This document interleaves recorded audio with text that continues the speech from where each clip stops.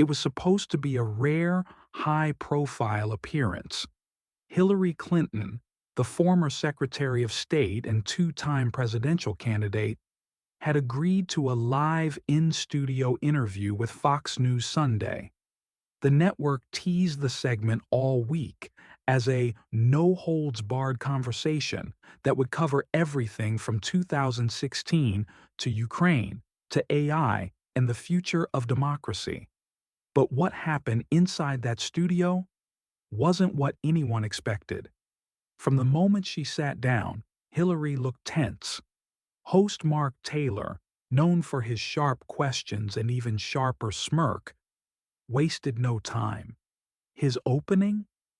Secretary Clinton, millions of Americans still believe the 2016 election was rigged. Would you finally admit you used the DNC like a private weapon? Her smile froze. The silence was thick. The audience at home leaned in. She gave a tight-lipped response about conspiracy theories and misinformation. But Mark cut her off. That's when the tone shifted. Cameras caught Hillary's eyes darting toward the producer booth, almost like she was asking, "Is this really happening?" The temperature in the room dropped. Even the camera operators didn't know whether to zoom in or cut wide. Hillary's expression? A mix of disbelief and fury.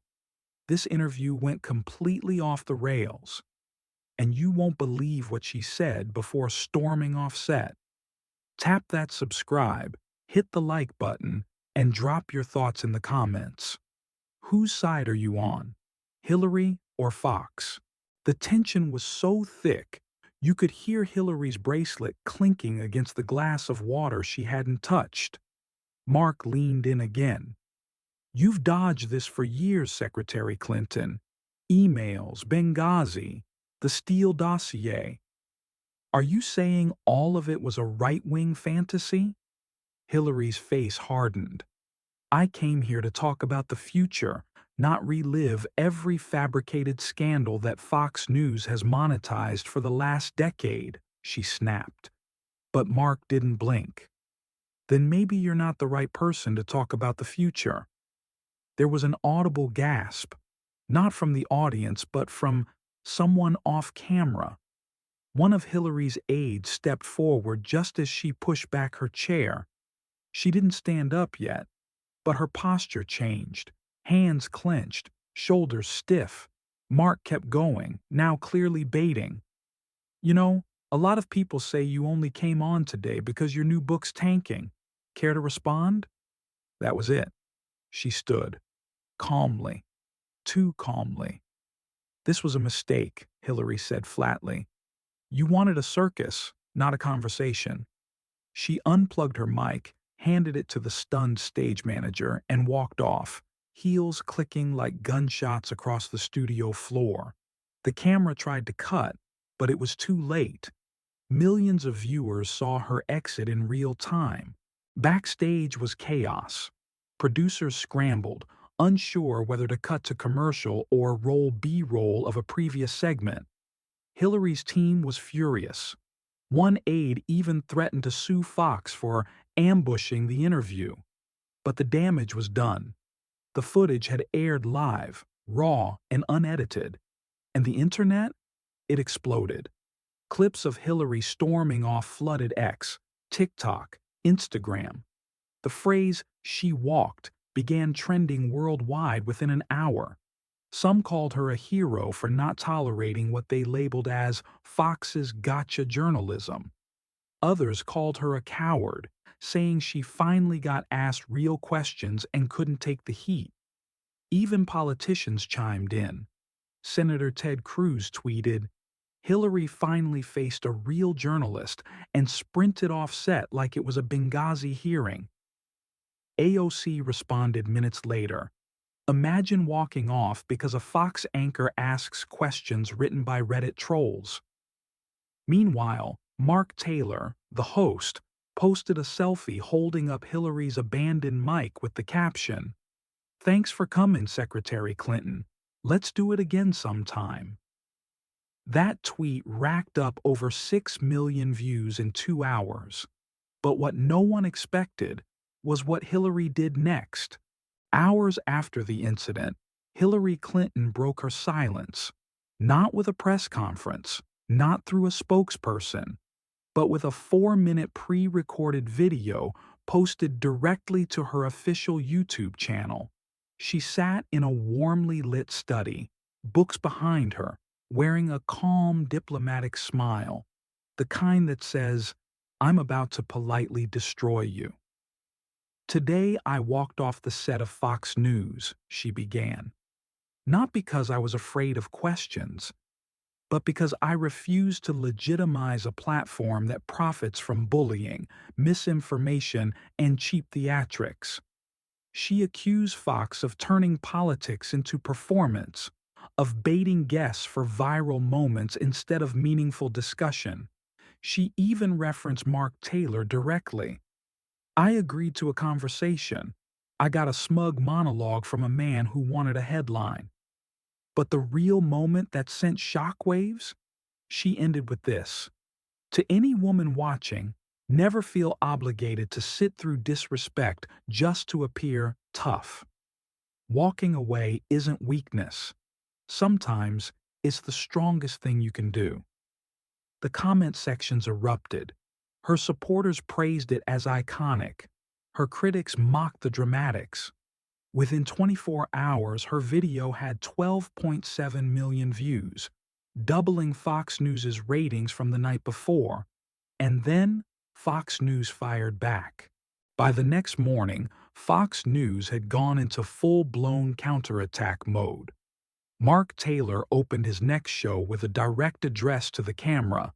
No music, no graphics, just him and the lens. "We don't do scripted safe spaces here. We ask hard questions. If that makes people uncomfortable, good." He replayed the full, unedited footage of the Hillary interview from start to finish, but this time with on-screen fact-check pop-ups pointing out alleged contradictions in her answers. One read, "She says the email scandal is debunked, yet 110 classified emails were found." The segment was titled, "The Walk-Off Heard Round the World." Fox invited guests to analyze her reaction, from body language experts to political rivals. A former campaign staffer even appeared, claiming Hillary had stormed off like that before, more than once. But the real twist? An internal leak from Fox surfaced.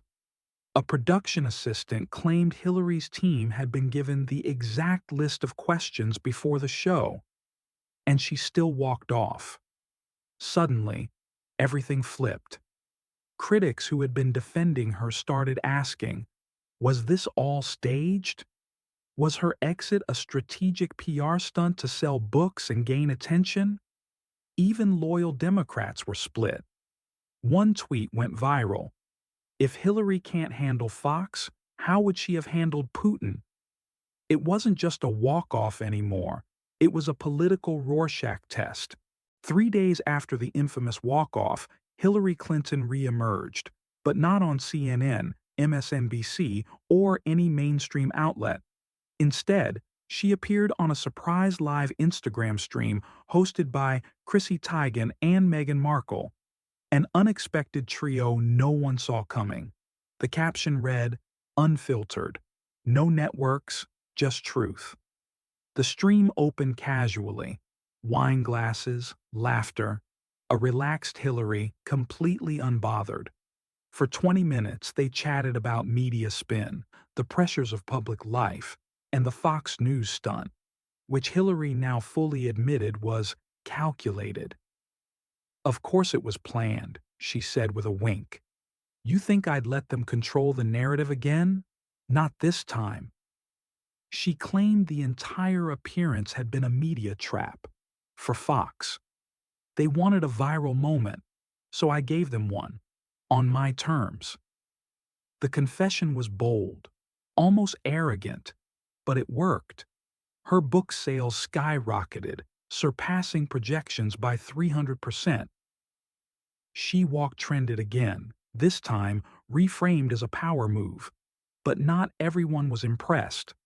A leaked internal memo from Fox executives revealed Mark Taylor had been suspended for unauthorized editorial behavior. Some said he went rogue. Others said Hillary played him like a violin. Then came the final twist.